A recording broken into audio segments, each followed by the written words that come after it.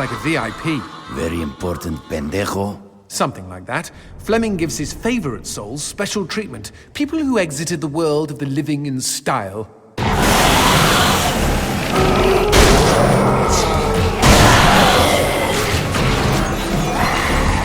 Way too easy. So, not all demons are damned? Oh, everybody's damned. The VIPs are just comfortably damned. Little perks here and there. Such as? They get to keep their genitals.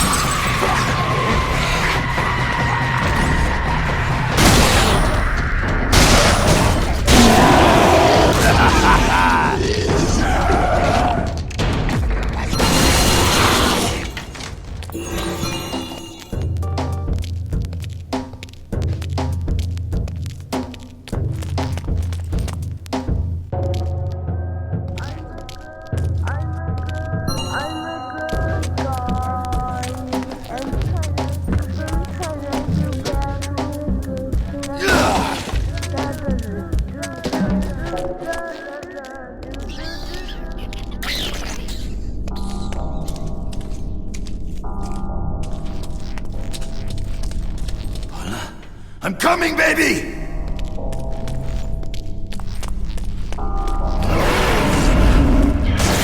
Fucking crazy world.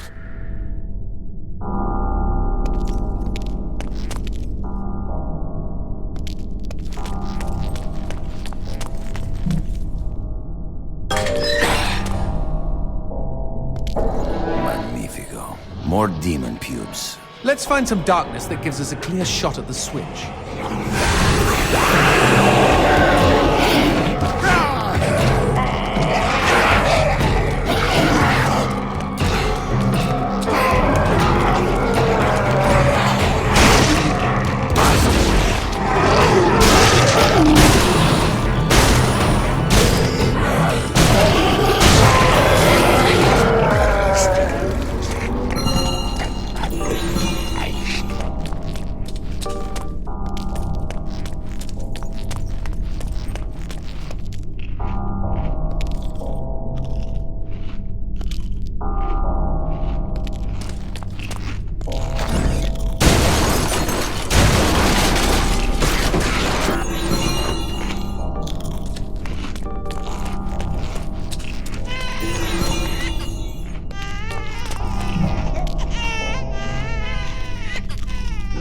A hand that barfs darkness.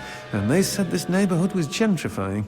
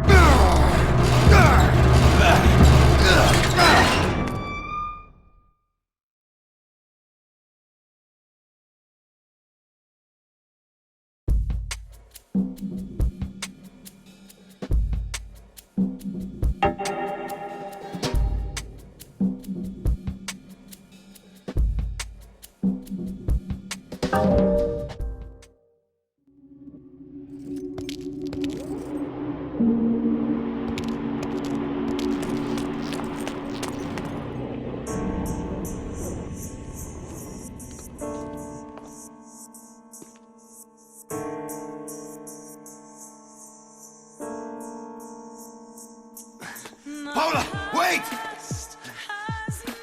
Stop running, my love! Paula, where are you?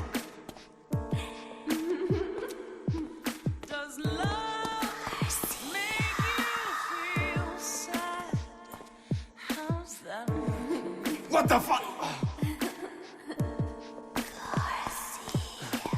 Paula! Time and online, all done. Paula. Then again, if you win,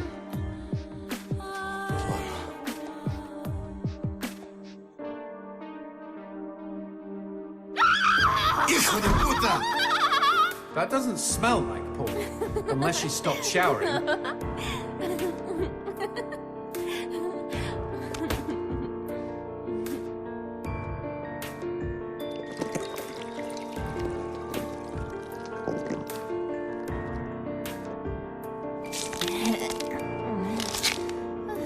Well, that killed my stiffy. Garcia, is that you? You came to save me. Angel. Look out, G! It's a trap!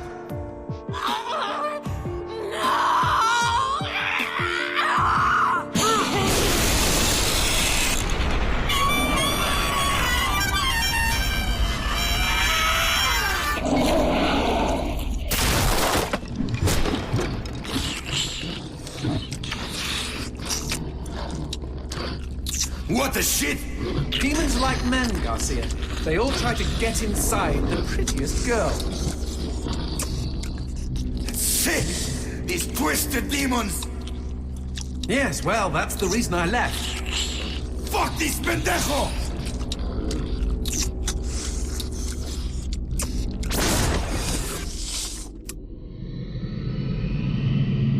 If Mr. Man-on Monster wants to play, magnifico.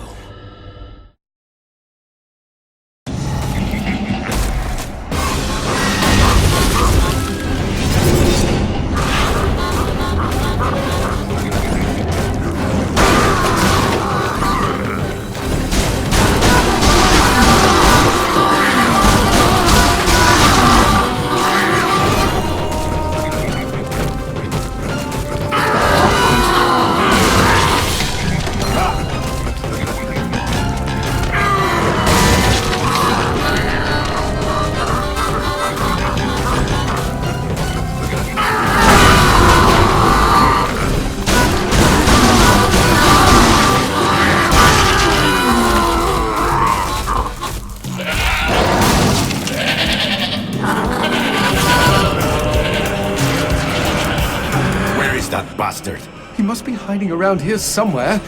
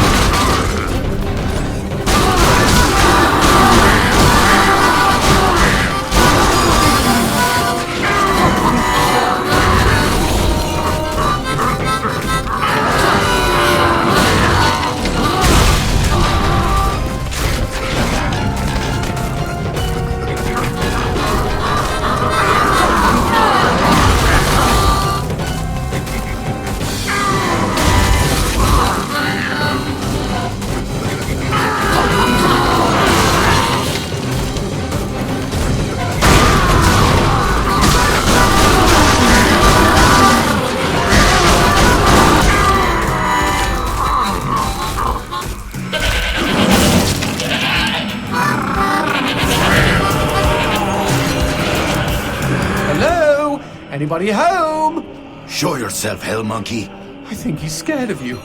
He should be, Jay. He should be.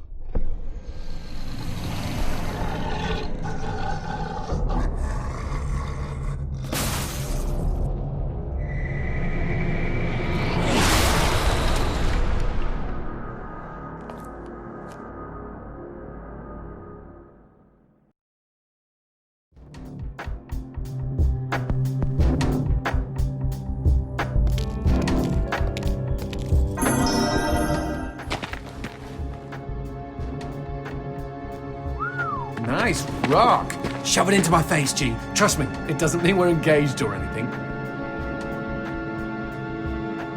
Might be a tight fit, but okay.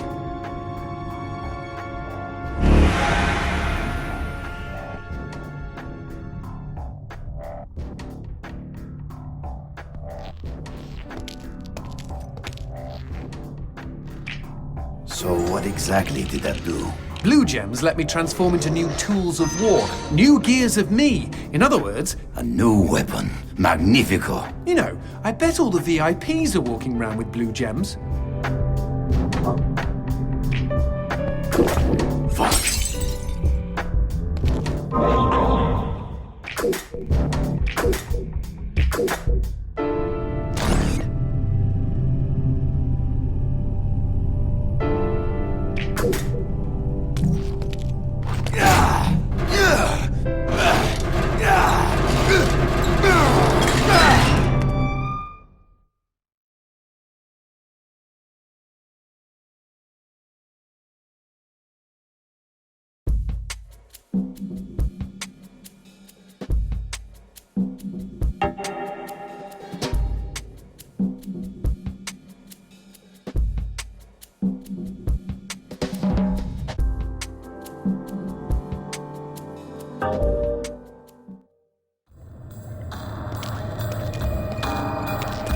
You know I found Paula in a dumpster, right? What?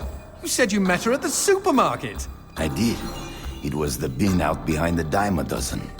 And you just picked her up out of the rubbish and brought her home? Why no? Sometimes I think I hardly know you.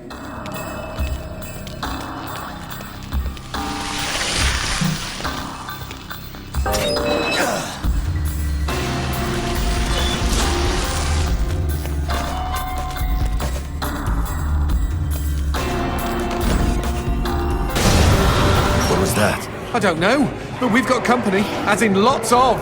Well, if they pull up a chair, I'll be happy to beat them with it.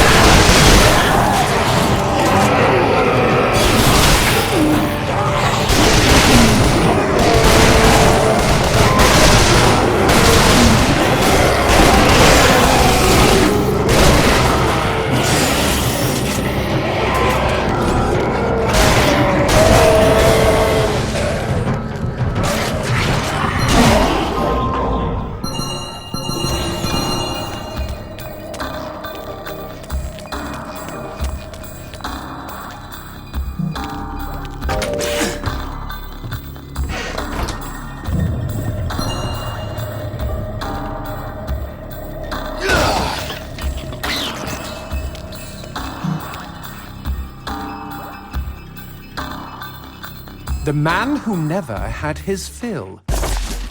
It was a cold and snowy eve. Certainly no night for a man without a home to be walking these grey and endless streets.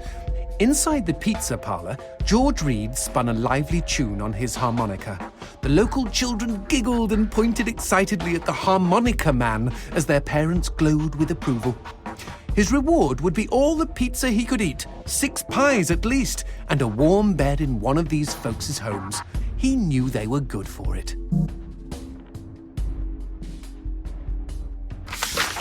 But when he tucked in for the night, George had not had his fill. As the years and calories stacked up, most men would have got older and fatter. Yet for all he consumed, George only got thinner as he washed from town to town. Tapeworm. Tonight he plied his trade with some grannies and orderlies in a nursing home. Hoo-ah! His harmonica filled the room with joy. After devouring 3 helpings of pork chops and mashed potatoes, he eyed the plate of the old woman next to him. Juice dribbled down his chin. "Go ahead, Georgie," she said. "You're such a good boy, you shouldn't have to starve." But George had not had his fill. Early the next morning, he was already on the freeway with his thumb in the air. "Where are you headed?" said the man in the truck. "Nowhere," said George. "Anywhere." It was a new decade, and tonight George played to an all but empty bar in the city. He had lost a lot of weight. Afterwards, the only woman in the joint took the stool next to him and asked him his name. The bartender leaned over the counter. "You don't know this guy, Mary. George is famous, been all over the tri-state area." With a wink, he added, "Man's insatiable."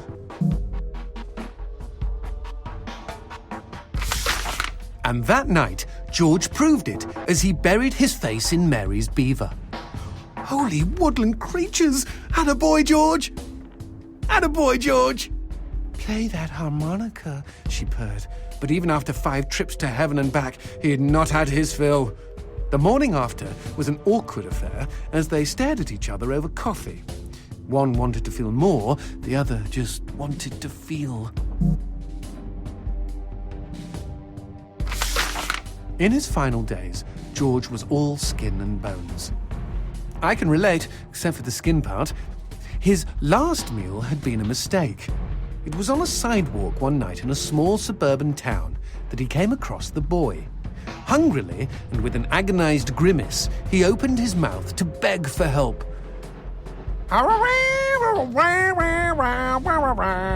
Out came a cacophony of wheezes and toots, but the boy understood. Wait, you mean Jorge ate his harmonica? Once he was alone, George Reed looked at the candy bar he held in one hand and began to cry.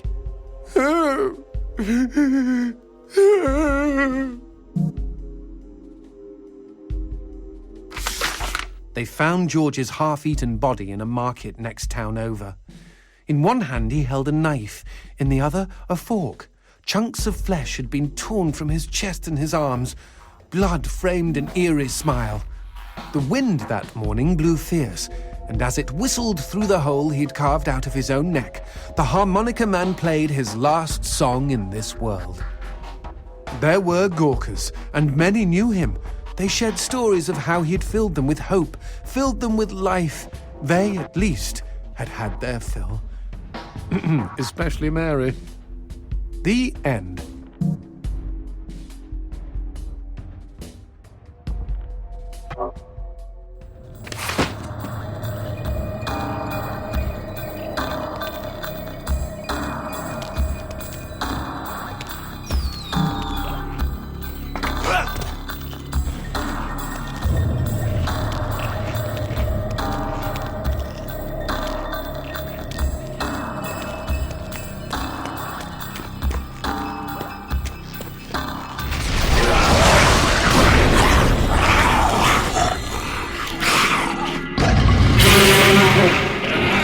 That Cheeky imp! He doused our goat! Then let's put out some lights of our own.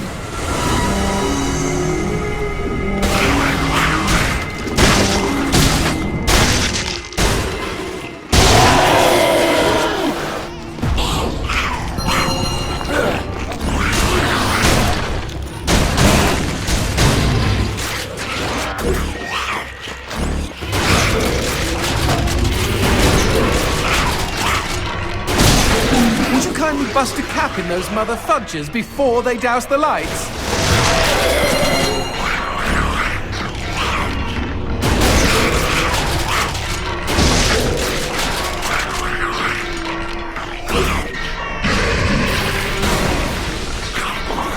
You know, we never finished talking about you kidnapping Paul. I didn't kidnap her. You hauled her out of a skip. Isn't that illegal in some states? What did she say? Nothing. Not for weeks. I was afraid to even touch her, you know? Like she didn't belong to me. To anyone. But something changed. There was a phone call.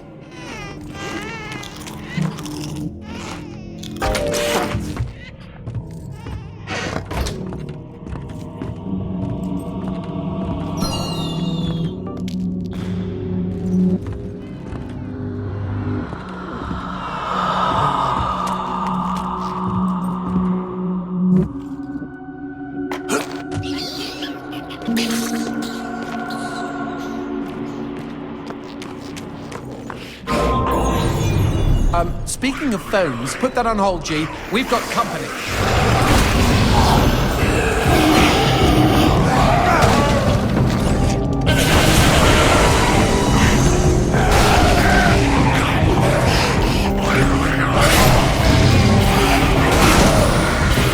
It's good!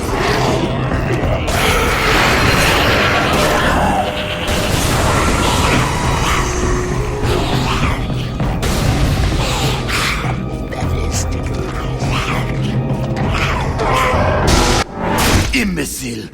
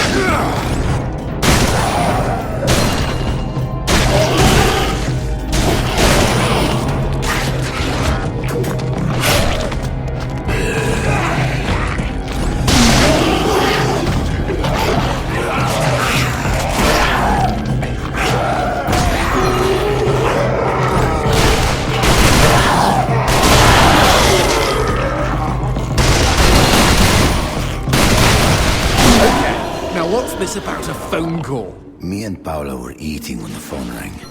Suddenly, she slams her fork down and says, "Don't answer it!" Creepy. First thing she ever said to me. But I got up to take the call. Johnson, you should have seen her. She jumped out of her chair, ran to the phone, and ripped it right off the wall. Whoa! Then she came and put her arms around me and started crying. It was the craziest, weirdest, sexiest thing I have ever seen. I have been hers ever since.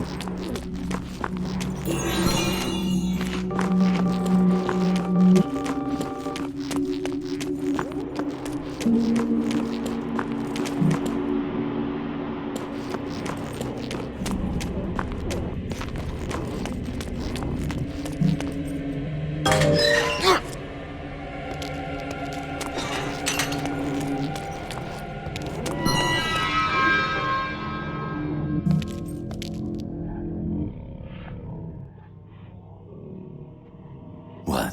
Demons don't like teeth? The gun laws here are very strict. Haven't you wondered why they don't shoot back? You and I are violating almost every rule in the book. Heck, I'm practically made of teeth.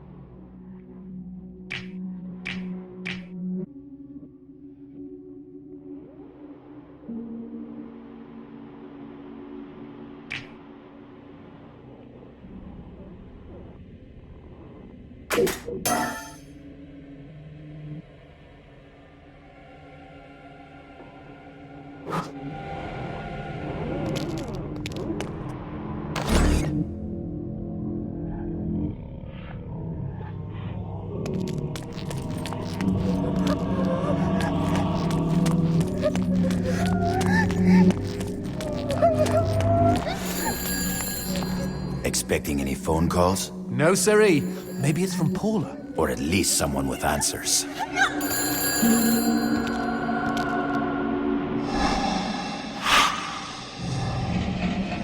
Dios mío. Paula, is that you? When will this fucking torture end? Ah! From hottie to hamburger, just like that.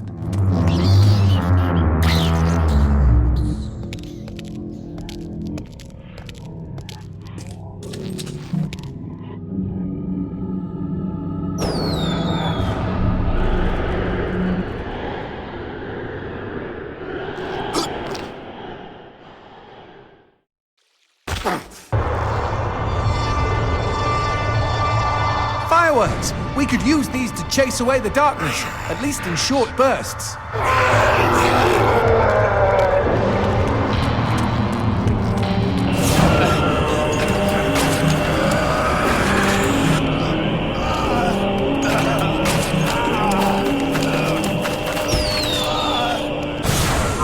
Just look at them. Fiery sprinkles in a great big chocolatey sky. Johnson, shut up.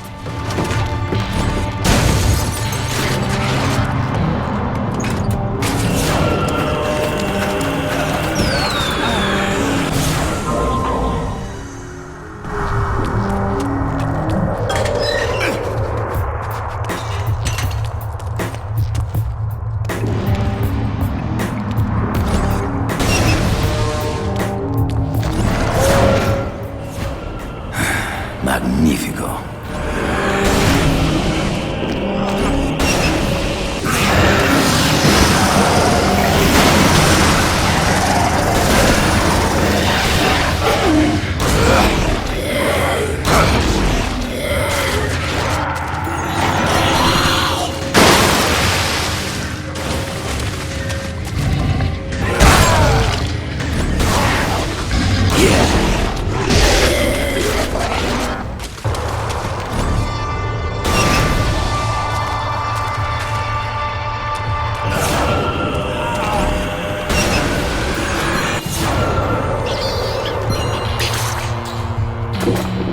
cabrón!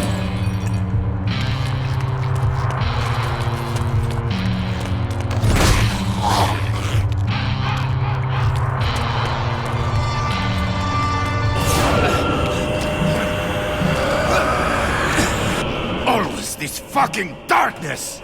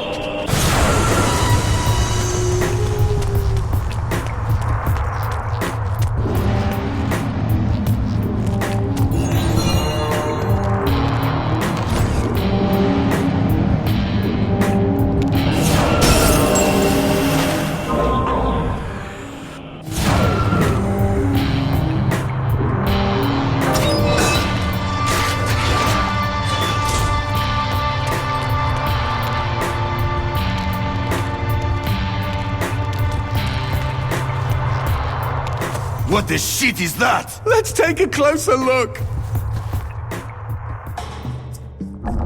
Well, howdy-ho! Name's Christopher. Now, don't y'all be afraid. I ain't gonna bite. Trust me. You see, I'm what you call a mixture of beast and human. Oh, best of both worlds, my pappy said. But what are you doing around these parts? Ain't you immortal? Why should I tell you?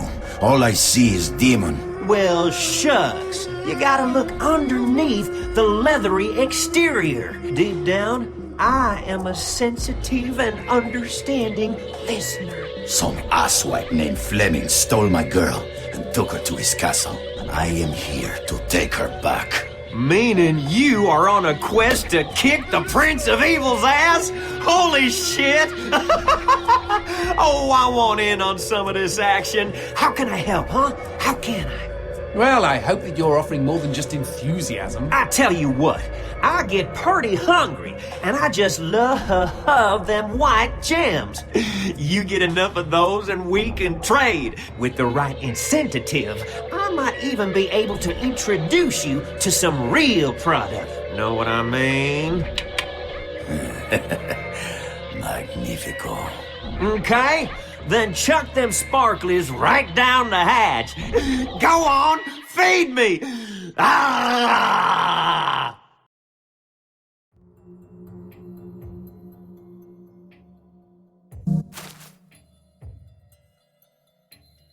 Howdy-ho, if it ain't my bestest buddies.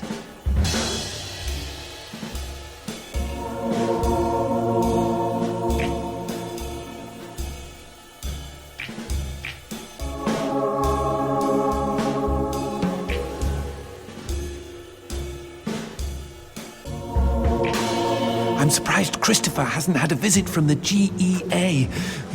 You read about gem busts all the time.